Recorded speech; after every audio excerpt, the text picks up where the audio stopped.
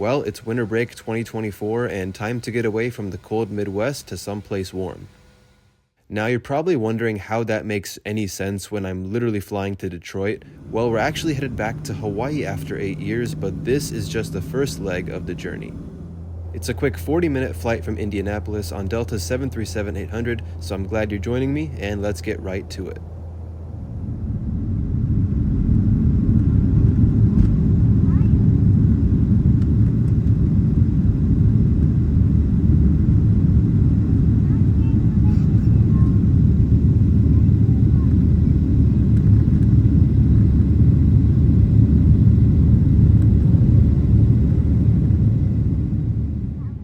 Good very early morning from Indianapolis, where it's around 4:20 in the morning, and we're here getting checked in for our flights to Honolulu with Delta.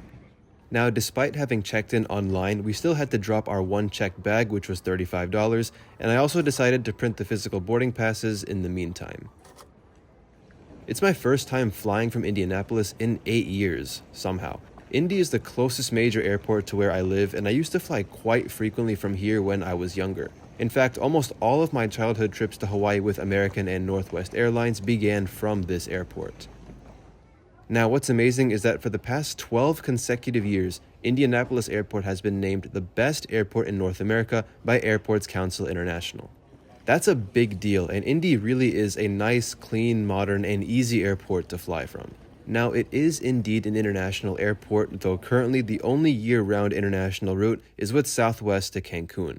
American Airlines offers seasonal service to Cancun, and Air Canada Express has seasonal service to Toronto. And most excitingly, beginning in May of this year, Aer Lingus will begin year-round non-stop service to Dublin, Ireland with the A321XLR. That is a huge win for Indianapolis, as pre-pandemic the airport had service to Paris Charles de Gaulle with Delta on the 767. Now, there is a lot of potential for Indianapolis, and I really hope to see more long-haul routes begin from here, primarily to London and maybe even Frankfurt. Indianapolis has two concourses, A and B, with Delta departing from the former.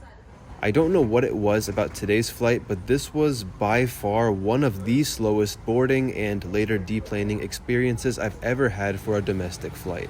It is worth noting that most passengers on this route are connecting elsewhere, so everyone tends to be carrying a fair bit of luggage. That could be a reason, but still, I don't know why it was so slow this morning.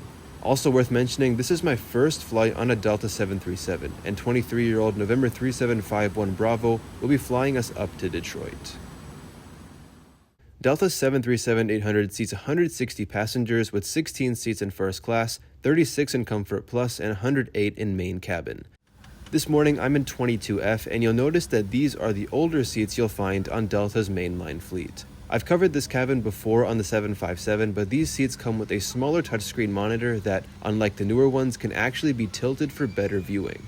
There's a tray table and the usual 2 seat pockets on Delta, and then 31 to 32 inches of seat pitch, which is good, a little better than American and United. Power outlets can be found between seats, along with USB-A ports, and you should also note that on the older cabin, the headphone jack is found in the armrest. Overall, the seats are nice and comfy and more than perfect for this short flight. And place smaller items completely under the seat in front of you. Larger electronic devices must be placed in a bag. Handheld portable electronic devices, including mobile phones, should also be secured. 4 window exits over the wing. The forward doors have detachable slides that can be used for flotation. Life rafts are located in ceiling compartments at the front and center of the plane. The rear 2 window exits have an escape strap attached inside the exit frame.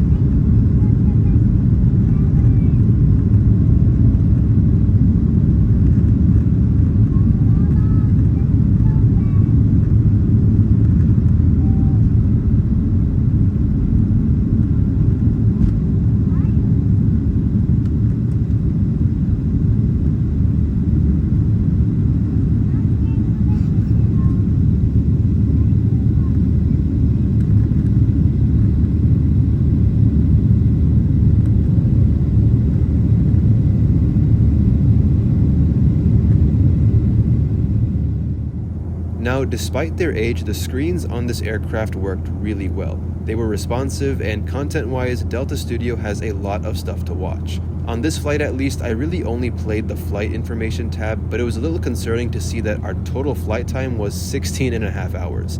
Yeah, I sure hope not. Because of the short duration, there was no service this morning, and there really was no need because basically everybody, including myself, was knocked out. Now, to my knowledge, this was my first time in 17 years taking this route, with my last time being in 2007, back when Detroit was a Northwest hub.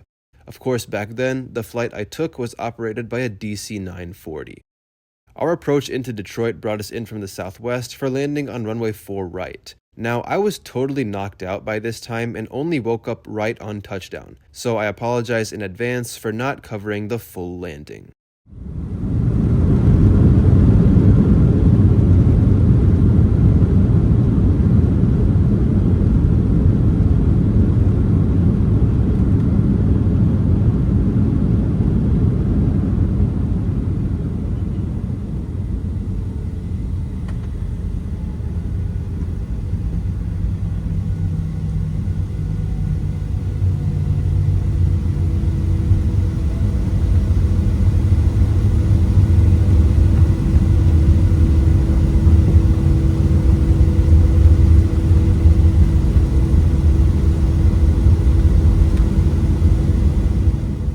So like I said earlier, this flight was part of a larger itinerary to Honolulu, and we'll be connecting here in Detroit for that next flight.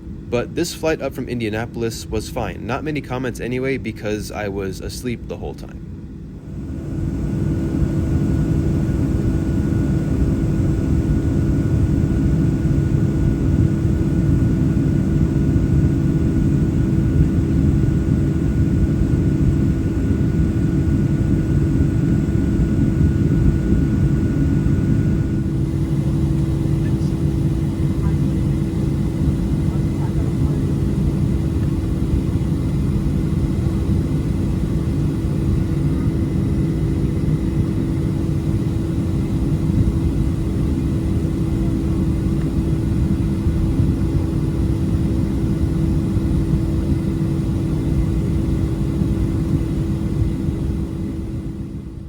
Well, there we go. Welcome to Detroit, my first time back here in 12 years. If this video wasn't super entertaining, don't worry because I hope the next installments will be even better. I'll pick up where we left off here next time, so until then, take care and see you then.